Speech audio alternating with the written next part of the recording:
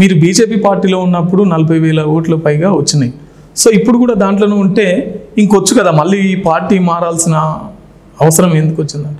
నేను మీ ద్వారా ప్రజానీకానికి తెలిపేది ఏంటంటే, గెలవడము ఏ పార్టీ నుంచి గెలవచ్చు, ఓడిపోతాను కాదు ఈసారి గెలిపిస్తాను అందరు చెప్తున్నారు.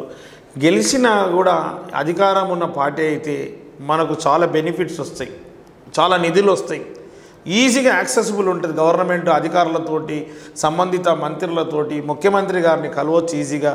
ముఖ్యమంత్రి గారు కూడా ఇది కాంగ్రెస్ పార్టీ నుంచి గెలిస్తే వారు కూడా బాధ్యత తీసుకుంటారు, పార్టీకి చెడు పేరు రావద్దనేసి వాళ్ళు కూడా కావాల్సిన విధంగా చూసుకొని అభివృద్ధిని తోటి నడిపిస్తారు, అభివృద్ధి జరుగుతుంది. అదే వేరే పార్టీ అంటే పార్టీలో డీవియేషన్స్ ఉంటాయి. రోజు పొద్దున్న లేస్తే నేను అడగడం, వాళ్ళు తిరస్కరించడం, నేనేమో ఇస్తలేరని చెప్పుకోవాలో వాళ్ళేమో పట్టించుకోకుండా అవుతుంది. నాకు ప్రజలకు ఏమైనా చెయ్యాలని వచ్చినా, ప్రజలు మంచిగా ఉంటే నేను మంచిగా ఉంటా, వాళ్ళ సంతోషమే నా సంతోషం. కాబట్టి నేను ఒక్కొని గెలవడం కాదు, యావత్ కంటోన్మెంట్ గెలవాలనే ఉద్దేశంతో నేను కాంగ్రెస్ పార్టీలో జాయిన్ అయ్యాను. ఓకే, మొత్తం మీదనైతే కంటోన్మెంట్లో కాంగ్రెస్ పార్టీ ఎగురుతుందనే కాన్ఫిడెన్స్తో ఉన్నారు. 100% ప్రజలందరూ ఆలోచన పరులు, ప్రజలందరూ తెలివిపరులు.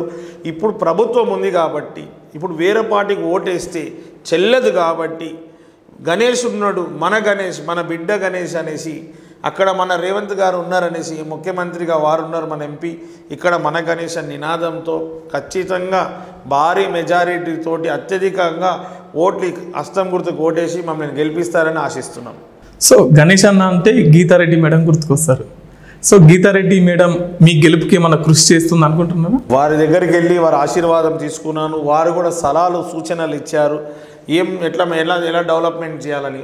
గతంలో కూడా వారు మేజర్ ఇండస్ట్రియల్ మినిస్ట్రీ ఉన్నప్పుడు వారు మనకు ఇండస్ట్రియల్ పార్క్ చేసినప్పుడు ఎస్సీలకి ఒక 16% జాగా కేటాయించినప్పుడు వారి కొనుక్కోవడానికి చాలామందికి స్తోమత లేదు.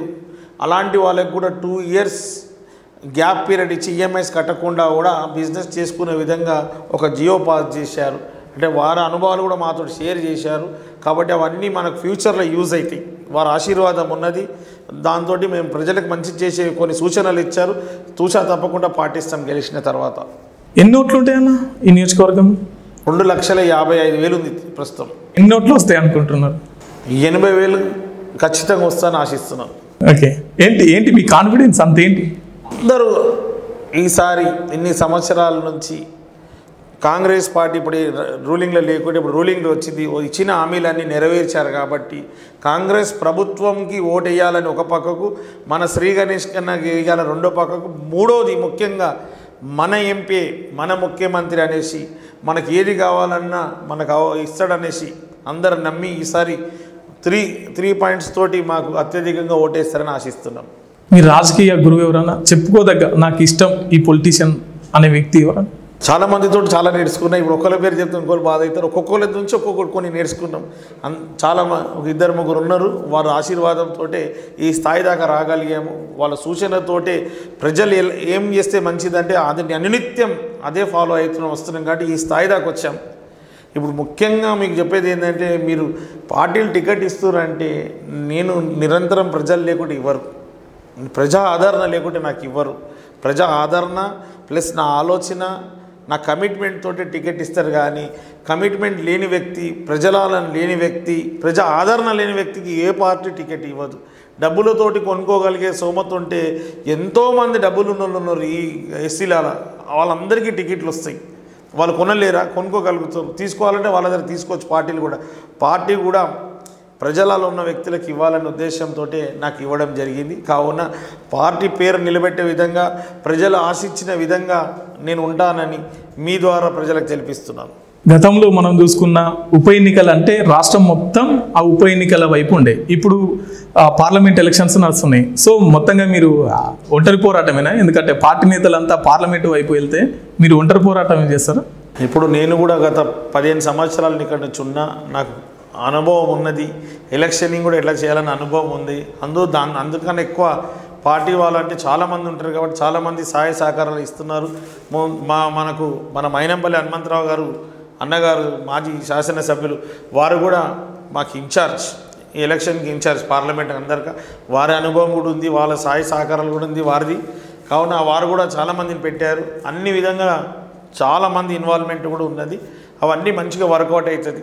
అందరు మాకు కృషి చేస్తున్నారు, ఎలక్షన్ గెలవాలని కష్టపడుతున్నారు.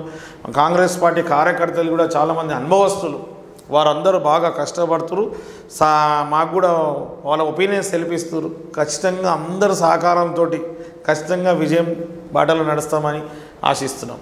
సో చివరిగా మా మాస్టర్ కి టీవీ ప్రేక్షకులకు కానీ ప్రజలకు కానీ కంటోన్మెంట్ ప్రజలకు ఏం చెప్పాలనుకుంటున్నారు? మీరు ప్రజలారా దయచేసి మీ అమూల్యమైన ఓటు సద్వినియోగం చేసుకోరి. మనకు రాజ్యాంగం ఇచ్చిన హక్కు. అత్యధికంగా మీరు ఓటింగ్ శాతంలో పాల్గొన్నట్టయితే మంచి వ్యక్తులు రావడానికి ఆస్కారం ఉంటుంది. అందరికీ పని జరుగుతుంది. ఇప్పటిదాకా ఏంటంటే లిమిటెడ్ ఈ ఏరియాస్ వాళ్ళే ఓటింగ్కి వస్తున్నారని అక్కడి వరకే వచ్చిన వాళ్ళ లీడర్స్ చూస్తున్నారు. మీరందరూ ఈ ఎలక్షన్ పోలింగ్లో పాల్గొన్నట్టయితే పర్సెంటేజ్ ఆఫ్ ఓట్స్ పెరుగుతుంది.